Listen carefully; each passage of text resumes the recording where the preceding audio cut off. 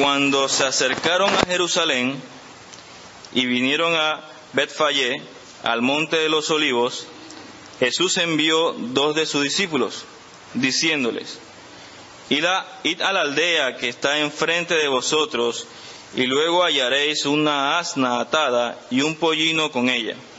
Desatadla y traedlos, y si alguien os dijere algo, decid: el Señor los necesita, y luego los enviará.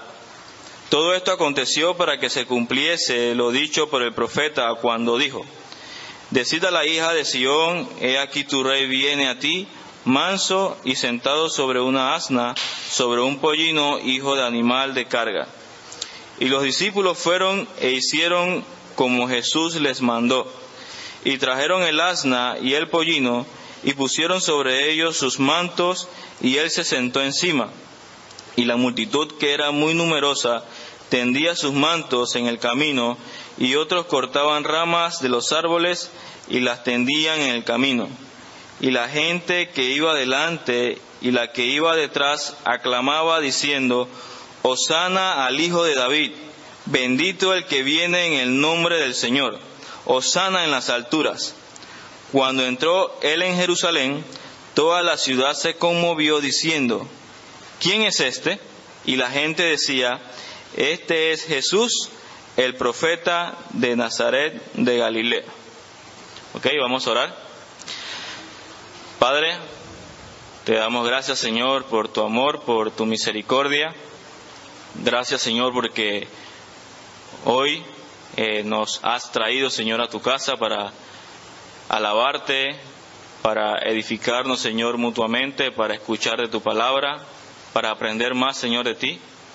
Te pido, Señor, que tú puedas preparar, Señor, cada corazón, así como cantamos, que tu palabra, Señor, pueda penetrar, Señor, en nuestras vidas, cambiarla, y que podamos, Señor, ser diferentes. Guíanos, Señor, a través de tu Espíritu Santo, y que nos muestre, Señor, qué has de decir el día de hoy. Te lo pedimos en el nombre de Jesús. Amén.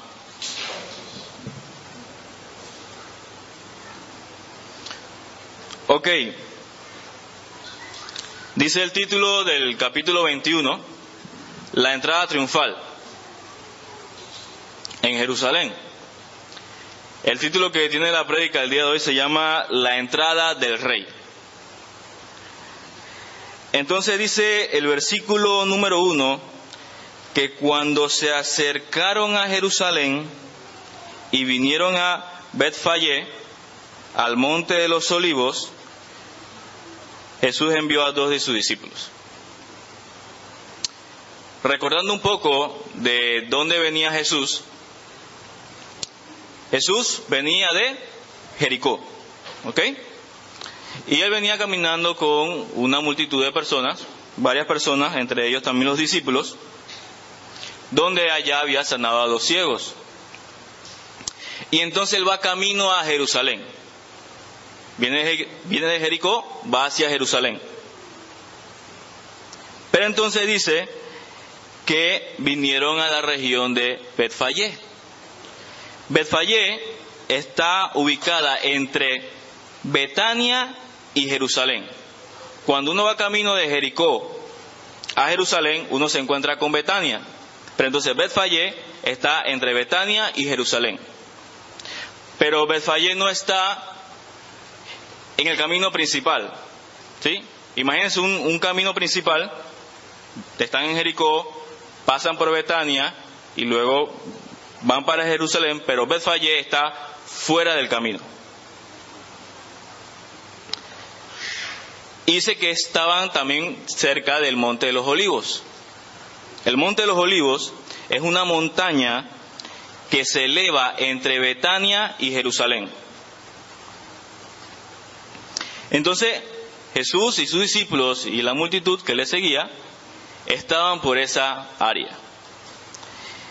Y entonces dice que Jesús envió 2 de sus discípulos diciéndoles: Id a la aldea que está enfrente de vosotros, y luego hallaréis una asna atada y un pollino con ella. Desatadla y traédmelos. Y si alguien os dijere algo, decid: el Señor los necesita y luego los enviará. Mire cuán detallado fue Jesús en dar esta orden, en dar este mandato. Se lo dio, ¿a quién se lo dio? A 2 de sus discípulos. ¿Dónde iban a encontrar eso que iban a hallar? Lo iban a encontrar en la aldea que estaba al frente de ellos. ¿Cuándo lo iban a encontrar? Si vemos lo que dice Marcos, el evangelio paralelo, el pasaje paralelo, Marcos 11:2, dice: y les dijo: id a la aldea que está enfrente de vosotros, y luego que entréis en ella, hallaréis un pollino. O sea, inmediatamente entran en la aldea, van a hallar el pollino. Ese era el cuándo. ¿Qué encontrarían? Un asna y un pollino. Eso era lo que iban a encontrar. ¿Cómo lo encontrarían? Dice que lo iban a encontrar atado. El asna y el pollino iban a estar atados. Y de ñapa, ¿sí? Ustedes ven en los correos, cuando ustedes mandan correos o algo así al final que dice postdata. Bueno, como ñapa le dice: y si alguien le dice algo, ustedes le dicen: el Señor lo necesita y luego lo enviará. Y así mismo les pasó a los 2 discípulos. Cuando ellos fueron a la aldea, 2 personas se le acercaron y le preguntaron qué estaban haciendo. Vamos a Marcos capítulo 11, del 5 al 6. Dice: y uno de los que estaban allí les dijeron: ¿qué hacéis desatando el pollino? Ellos entonces le dijeron como Jesús había mandado, y los dejaron. Dejaron que se llevaran el asna y el pollino. Dios te muestra a través de su palabra todo lo que Él quiere que tú hagas y lo que Él quiere que tú obedezcas. La palabra de Dios es nuestro manual, nuestra guía. Así como en ese momento la palabra de Jesús era la guía de esos 2 discípulos, porque ellos tenían que hacer exactamente lo que Jesús les había dicho. Vayan a la aldea que está al frente, apenas entran, van a encontrar un asna y un pollino. Van a estar atados, me los traen. Y si alguien le dice algo, ustedes le dicen: el Señor los necesita. Ellos tienen que hacer exactamente lo que Jesús le dijo. Pero a veces, nosotros, los seres humanos, pensamos y decimos, son varias situaciones. Imagínense una muchacha, dice: no, que yo me quiero casar, pero no sé con quién casarme. Hay un amigo del trabajo que dice que cree en Dios, pero él no va a la iglesia, pero él dice que cree en Dios. No va a la iglesia, pero lo importante es que él me trata como una reina. Si leyera la Biblia, se dará cuenta que eso no es lo que manda el Señor en su palabra. Porque ese muchacho no tiene fruto de ser creyente. Otra situación. En mi trabajo siempre me ponen más cosas que hacer y todo es urgente. Le aumentan a todos los demás, pero a mí, que soy el que trabajo más, no me aumentan. Y nadie me da las gracias. Tengo ganas de, en vez de hacer lo que hacía, que lo hacía bien, hacerlo así todo mal. trabaja mal, porque si no me aumenten el otro, al otro son los que lo aumentan, entonces que ellos hagan el trabajo bien, pues yo voy a trabajar mal, porque nadie me da las gracias, nadie me da méritos a lo que yo hago. Eso es injusto. Bueno, la Biblia habla sobre eso, sobre cómo tú debes hacer las cosas a pesar de, aunque no te traten bien, aunque tú creas que sean injustos. La Biblia dice cómo debes comportarte en tu trabajo y cómo debes hacer las cosas en tu trabajo. Esta fue la última que escribí porque como que me recordó una situación que tengo en estos momentos. Mi esposa está embarazada y ahora no sé cómo voy a criar a mi hijo. Y a veces dicen, yo creo que la Biblia no habla de eso, de cómo hay que criar a un hijo. Si leyéramos la Biblia, nos diéramos cuenta que la palabra te dice todo acerca de cómo criar a un hijo.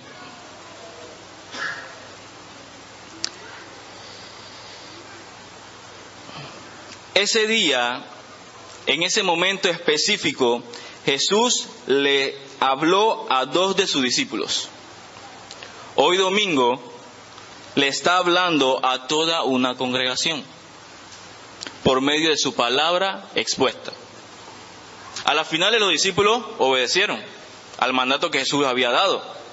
Hicieron exactamente lo que Jesús le había dicho, que está en el versículo 6. Si leemos el versículo 6 de Mateo, dice: y los discípulos fueron e hicieron como Jesús le mandó. Ahora la pregunta para todos nosotros: ¿harás lo que Dios manda en su palabra? O sea, no pensemos de que cómo voy a hacer y le doy vuelta al cómo y es que no sé. No. En la palabra está todo, exactamente todo lo que Dios quiere que tú hagas. Todo. Cómo comportarte en el trabajo, con quién me debo casar, cómo debo crear a mis hijos. Y eso eran 3 que elegí solamente. Pero hay muchos temas. La pregunta es si vas a hacer lo que Dios manda en su palabra. Entonces podemos ver en estos primeros versículos la omnisciencia de Dios, que Dios todo lo sabe, y la soberanía de Dios, porque Dios tiene control sobre todas las cosas y sobre todos. Dice el versículo 4: todo esto aconteció para que se cumpliese lo dicho por el profeta cuando dijo: decid a la hija de Sión, he aquí tu rey viene a ti, manso y sentado sobre una asna, sobre un pollino, hijo de animal de carga. Todo esto pasó para que se cumpliese la palabra. Dios estaba en absoluto control de todo. Lo que Él había dicho, estas palabras, esta profecía que está en Zacarías, habían sido pronunciadas aproximadamente 500 años atrás. 500 años, y Dios tenía el control de que eso tenía que pasar.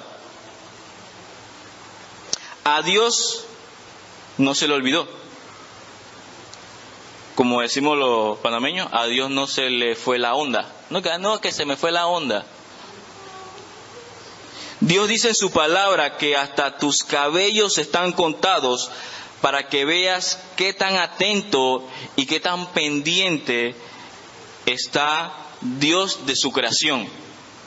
Si buscamos Lucas, capítulo 12, versículo 7, te dice: pues aún los cabellos de vuestra cabeza están todos contados. A Dios no se le escapa nada. Si la profecía decía que en 500 años se tenía que cumplir, se iba a cumplir. Dios no se le iba a pasar. Pero con nuestras acciones, en ocasiones, le decimos a Dios que le estamos haciendo ver a Dios como que a Dios se le olvidó las cosas, o como que a Dios se le olvidó que yo existo. Me quedé sin trabajo, y entonces comienzo a quejarme y me quejo porque me quedé sin trabajo. Le digo, ¿por qué, Señor? ¿Por qué a mí? ¿Por qué? Hay un poco de gente allá mala en el mundo, y yo que estoy en la iglesia, ¿y por qué yo me quedo sin trabajo? Estoy con una enfermedad muy grave, y lo mismo. ¿Por qué? ¿Por qué? ¿Por qué? Si Dios me amara, no estuviera en esta situación. Comenzamos a decir, a veces, algunos. Se murió mi esposa. Dios no es justo, ¿por qué? Yo que la amaba tanto y la cuidaba. En vez de decir estas cosas, mejor pregúntate, ¿qué Dios quiere cumplir con esto que me está pasando? ¿O tú crees que cuando Jesús iba camino a Jerusalén, ¿sí? Venía de Jericó y iba hacia Jerusalén, y cuando Jesús va hacia Jerusalén y ya está a punto de entrar a Jerusalén, está en las puertas ya de Jerusalén, ya está a punto de entrar, Jesús dice que, ya la máquina, espérense, aguanten, no sigan, vamos a echar para atrás. Se me olvidó que allá cerca de Betfagé se tenía que cumplir la profecía, así que vamos a regresar porque es que se me olvidó. ¿Ustedes creen que eso pasó? No. Así mismo en nuestras vidas. A Dios no se le va a pasar nada de lo que tenga que sucederte a ti en esta vida. Dios tiene el control de todo. Algo Dios te quiere mostrar con eso que te está pasando. Algo Dios te quiere enseñar. Hay algún propósito en eso. Es como dice Romanos, capítulo 8, versículo 28, que eso es para los hijos de Dios, para los que son llamados, dice, y sabemos que a los que aman a Dios todas las cosas les ayudan a bien, y esto es a los que conforme a su propósito son llamados.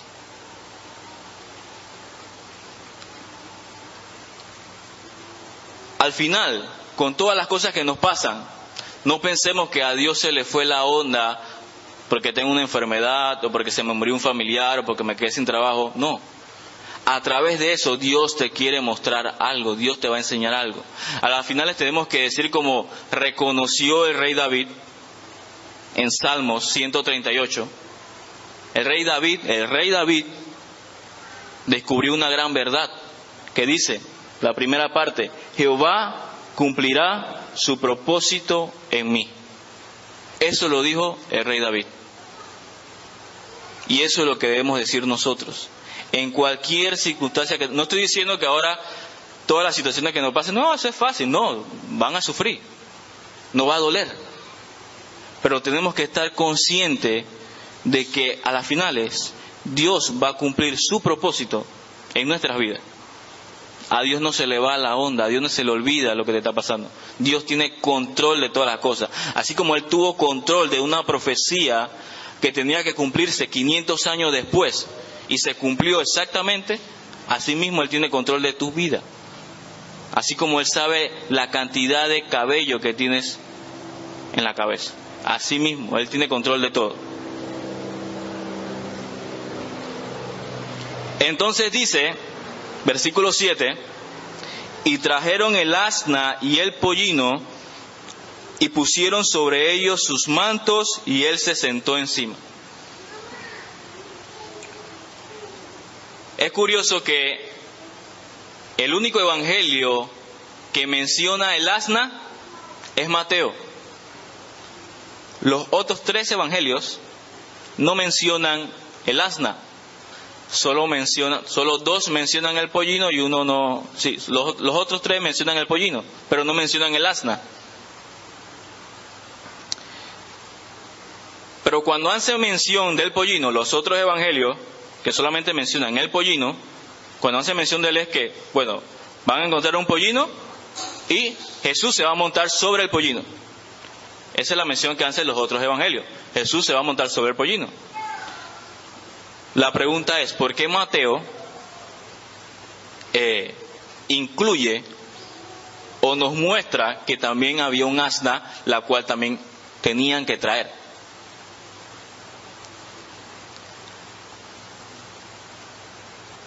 Si ustedes ven, el pollino en la profecía dice que era un animal, hijo de animal de carga, o sea que era un animal joven, pollino, un animal joven. Todavía tenía que estar con su madre, el asna. Así que lo más probable era que trajeron el asna para que el pollino pudiera cooperar cuando le estaban trayendo, ¿sí? Así que trajeron el asna y el pollino. Si no traían el asna, posiblemente el pollino no iba a ceder.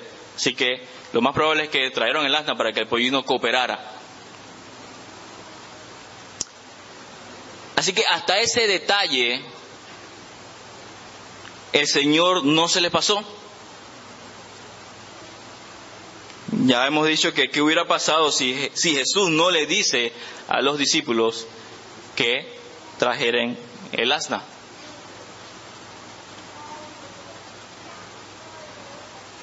¿A ustedes no les ha pasado que están en una situación complicada o difícil?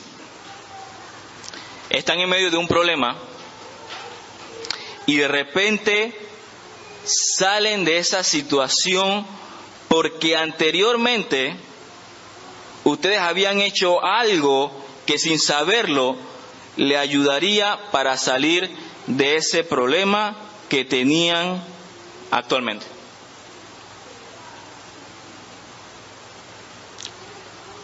Bueno, eso que a ustedes les pasó, que habían hecho anteriormente, que no le tomaron importancia porque era algo normal que hacían, y que eso que hacían normal y que no le tomaron importancia los ayudó al problema que tenían actualmente, no fue porque se nos ocurrió, sino porque Dios tenía todo el control de lo que estaba pasando. Yo les puedo decir, en un momento yo tenía un terreno, yo no lo quería vender, ¿no? Y llega un señor y me dice que bueno, que quería el terreno. Yo dije, no está en venta. Y yo, como para molestar, y que bueno, si tú me das tanto, yo te lo vendo, pues. Y él le dijo que sí, que estaba bien. La cosa fue que la venta se dio. Como 3 meses después, 2 meses, no sé, por ahí, mi esposa queda sin trabajo. Y esa plata que yo tenía, que no tenía pensado tener porque no quería vender el terreno, nos ayudó para ese tiempo. Entonces son cosas que pensamos que normal, o sea, cosas que pasaron así normal, pero es que Dios tenía el control de hasta eso, que ya Él sabía que esta situación iba a pasar y Él hizo algo antes para que cuando llegaras a ese momento tú te dieras cuenta de que qué grande es Dios, que tiene control de todas las cosas. Y yo sé que a algunos de ustedes también le ha pasado cosas que de repente ustedes hicieron anteriormente y que mira cómo esto que yo hice me ayudó para esta situación que estoy pasando ahora. A Dios no se le pasa nada, Dios tiene control de todo. Entonces vemos que Jesús se monta en un pollino, demostrando así su humildad. Si vamos a Zacarías, a la profecía, Zacarías 9:9, dice, Zacarías 9:9, alégrate mucho, hija de Sión, da voces de júbilo, hija de Jerusalén. He aquí tu rey vendrá a ti, justo y salvador, humilde y cabalgando sobre un asno, sobre un pollino hijo de asna. Dice que ese pollino era demostración de que Jesús estaba entrando como rey, pero humilde. Jesús no iba a Jerusalén a montarse en un trono, no. Él venía a montarse en una cruz para morir y salvarnos de nuestros pecados. Pero un día Él va a regresar, como dice Apocalipsis 19, en su casa lo pueden revisar. Y en Apocalipsis 19 Él dice que ya no vendrá sentado sobre un pollino, Él va a venir sentado sobre un caballo blanco para destruir a todos los malvados. ¿Qué les digo a ustedes? Aprovechen el tiempo ahora y ven a Cristo, porque créeme que no vas a querer estar cuando Jesús venga por segunda vez y estar entre esos malvados que nunca se arrepintieron de sus pecados y creyeron en Él. Créeme que no vas a querer estar allí. Ven ahora a Cristo.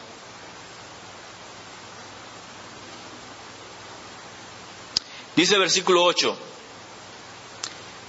y la multitud, que era muy numerosa, tendía sus mantos en el camino, y otros cortaban ramas de los árboles y las tendían en el camino.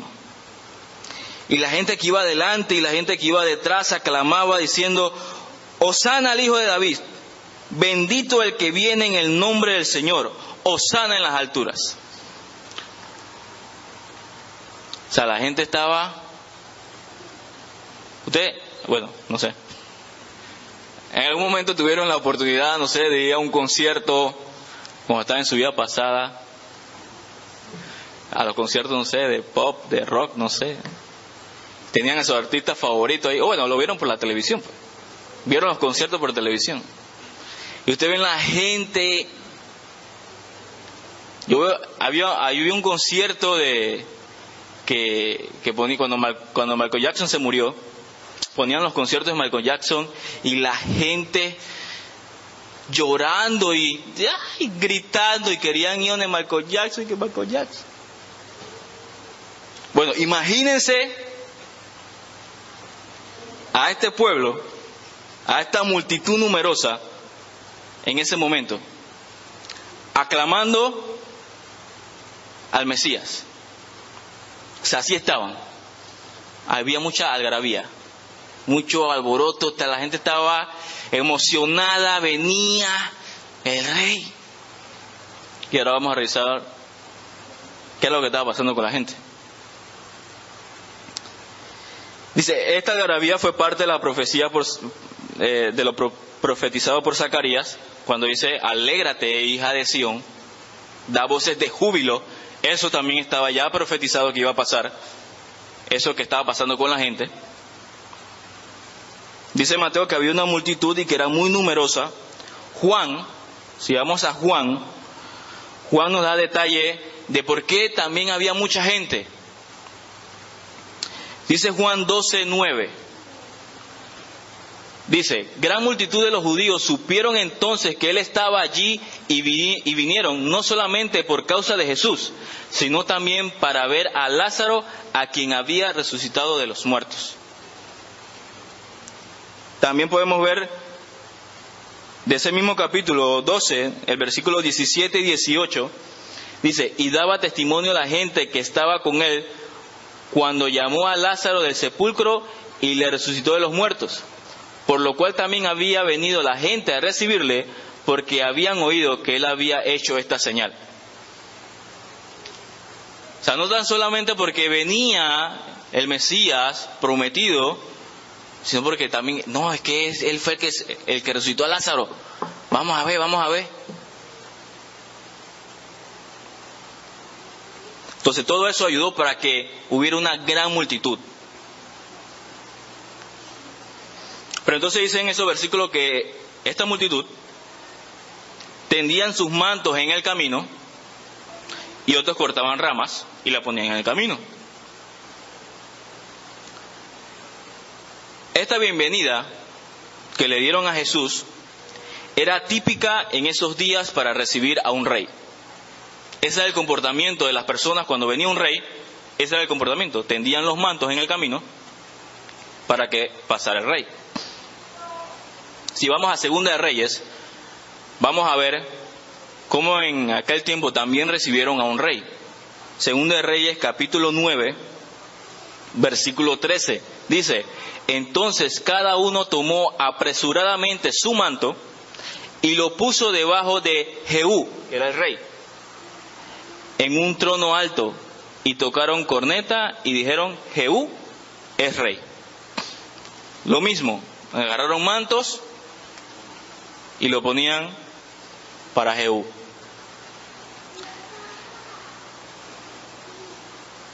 ¿Ustedes se imaginan el Mesías prometido? O sea, la gente en ese tiempo habían esperado cientos y cientos de años por ese Mesías. Y por fin lo ven entrando a Jerusalén. Porque ese era el concepto que tenía la gente de Jesús. No, ese debe ser, ese es el Mesías. Ese es el rey. Todas estas señales, este es el rey. Entonces eufóricos gritaban y cantaban: Hosana al Hijo de David, bendito el que viene en el nombre del Señor, Hosana en las alturas. La palabra Hosana, cuando ellos gritaban Hosana, significa sálvanos ahora, te ruego. Eso es lo que significa la palabra Hosana. Sálvanos ahora, te ruego. Todo esto que ellos estaban diciendo, de lo que gritaban, Hosana al Hijo de David, bendito el que viene en el nombre del Señor, Hosana en las alturas, es parte de un salmo que está en la Biblia, que es el Salmo 118, del 25 al 26, exactamente las palabras que estaban diciendo, del 25 al 26. Y este salmo se cantaba durante la Pascua. Y adivinen qué, ya faltaban como 6 días para que viniera la Pascua. Así que ya ellos tenían ese canto fresco en su mente. Así que ellos comenzaron a cantar esto. Dice: oh Jehová, sálvanos ahora, te ruego, Hosana. Te ruego, oh Jehová, que nos hagas prosperar ahora. Bendito el que viene en el nombre de Jehová. Desde la casa de Jehová os bendecimos. Eso era lo que ellos estaban gritando y cantando.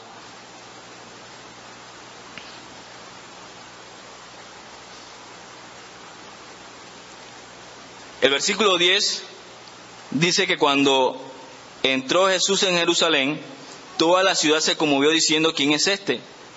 Y la gente decía: este es Jesús, el profeta de Nazaret de Galilea. Así que cuando la gente preguntaba: ¿quién es este? Y le contestaban: este es Jesús, el profeta. Era como decir que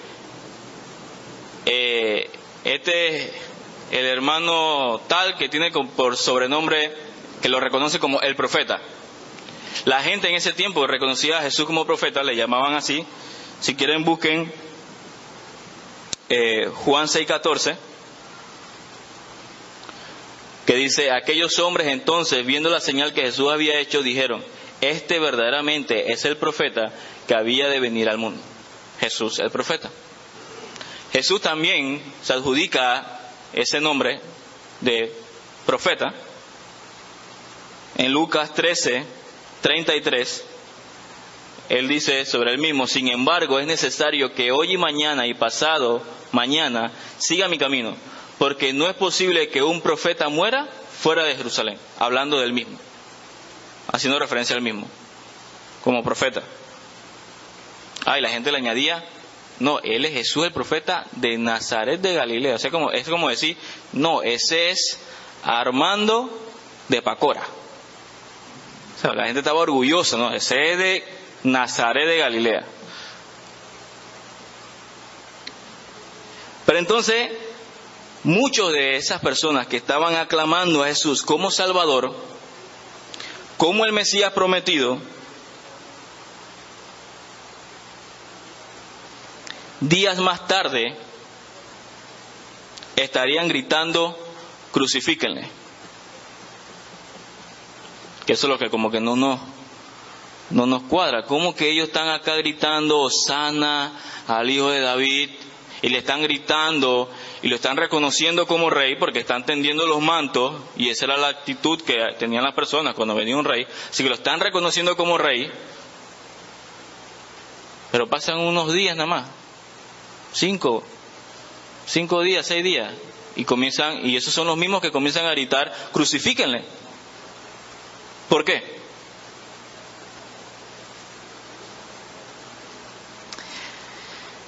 Porque se dieron cuenta que él no era el tipo de Mesías que estaban esperando.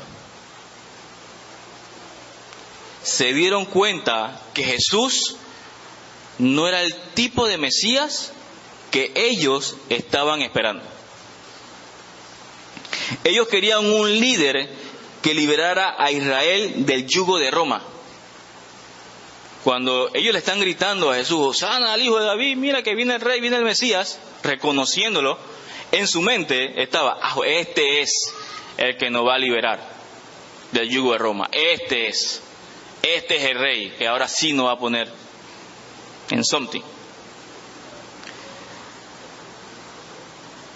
Ellos querían un rey que trajera toda la prosperidad que habían tenido en tiempos pasados, pero se dieron cuenta que él no venía a dominar ni a gobernar en un trono, sino que él iba a morir.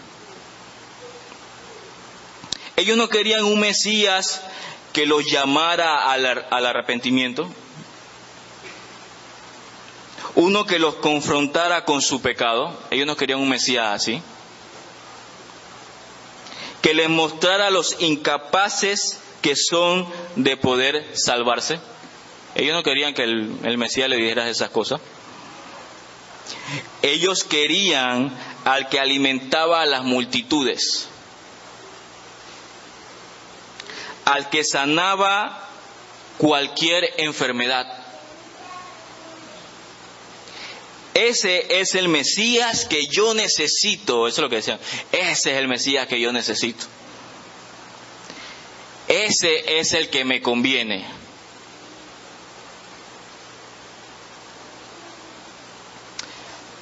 Saben que algunos de nosotros puede que tengamos esta misma distorsión que tenía el pueblo de Israel en ese tiempo. Esa misma distorsión de nuestro Salvador Jesucristo. Queremos tener un Jesús a nuestra medida. Un Jesús que satisfaga todas nuestras necesidades. Y no uno que nos diga que debemos arrepentirnos y que también nos diga que vamos a sufrir. No, ese yo no lo quiero. Yo quiero el que me satisface mis necesidades. Ese me gusta. Así yo lo creo a mi medida.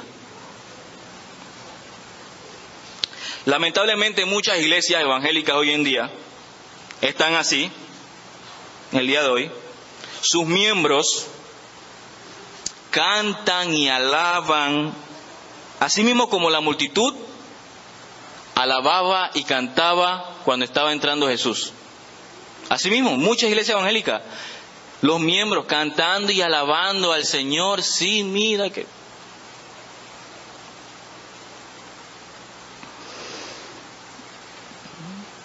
Pero tienen un Jesús a su medida. Le dicen a las personas, mira que Jesús ama al pecador, ven así mismo como tú eres, ven. No le dicen ni que te arrepientas ni nada. No, ven, tú ven, pecador, así mismo como tú eres, ven.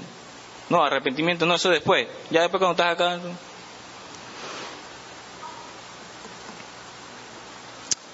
Tú eres el hijo del rey y mereces todo lo mejor. No te dejes pisotear.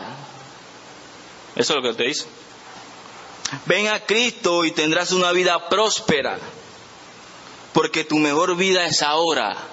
Ahora es tu mejor vida. No en el cielo, no, dice ahora es tu mejor vida. Y enseñan otras cosas que son distorsión de lo que enseña la palabra de Dios. Cristo no es esa clase de rey que puedes usar para satisfacer tus deseos egoístas. Él no es ese rey. Cristo es el rey que vino